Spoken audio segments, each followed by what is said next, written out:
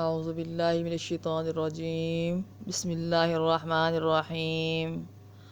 الحمد للہ حمدا کثیرا والصلاة والسلام علی رسولہ محمد سید الخلق والامم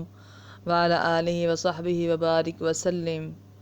اللہ تعالیٰ اس بیان کو دونوں جہانوں میں میرے لیے اور آپ کے لیے اور تمام دنیا کے نفع کا باعث بنائے، دارالنعیم میں داخلے کا سبب بنائے اور ہماری مغفرت فرمائے۔ فَإِنَّهُ وَاسِعُ الْمَغْفِرَةِ وَإِنَّهُ ذُو الْفَضْلِ الْعَظِيمِ۔ آج عقیدوں کا بیان ہوتا ہے کہ کچھ عقیدے ایسے ہیں کہ جن کا مسلمانوں کے لیے ہونا بہت ضروری ہے۔ ایک مسلمان کے لیے جن عقیدوں کا ہونا ضروری ہے وہ عقیدے آج بیان کیے جائیں گے۔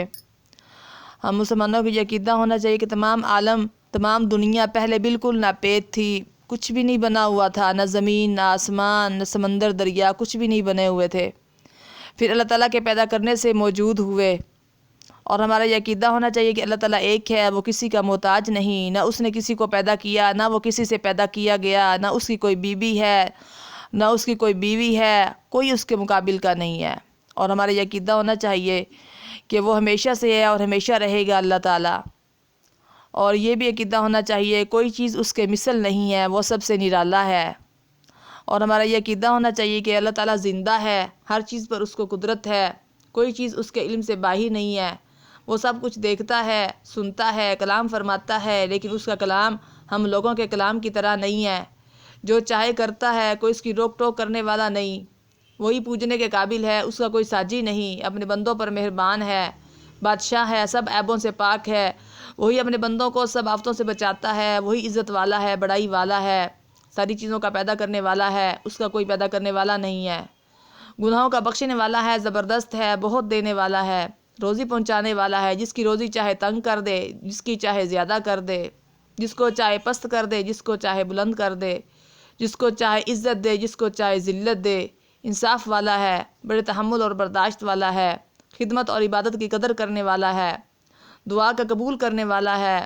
وہ سب پر حاکم ہے، اس پر کوئی حاکم نہیں، اس کا کوئی کام حکمت سے خالی نہیں، وہ سب کا کام بنانے والا ہے، اسی نے سب کو پیدا کیا ہے، وہی قیامت میں پھر پیدا کرے گا، وہی جلاتا ہے، وہی مارتا ہے، اس کو نشانیوں اور صفتوں سے سب جانتے ہیں، اس کی ذات کی باریکی کو کوئی نہیں جان سکتا، گناہ گاروں کی توبہ قبول کرتا ہے، جو سزا کے قابل ہیں ان کو سزا دیتا ہے، وہی ہدایت کرتا ہے، جہان میں جو کچھ ہوتا ہے اسی کے حکم سے ہوتا ہے، بے اس کے حکم کے ذرہ نہیں ہل سکتا۔ اور ہمارا یہ عقیدہ ہونا چاہیے کہ اللہ تعالیٰ نہ سوتا ہے نہ اونگتا ہے، وہ تمام عالم کی حفاظت سے تھکتا نہیں،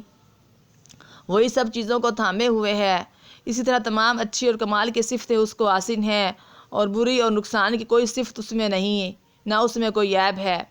اور ہمارا یہ عقیدہ ہونا چاہیے کہ اللہ تعالیٰ کی سب صفتیں ہمیشہ سے ہیں اور ہمیشہ رہیں گی، اور اس کی کوئی صفت کبھی جا نہیں سکتی۔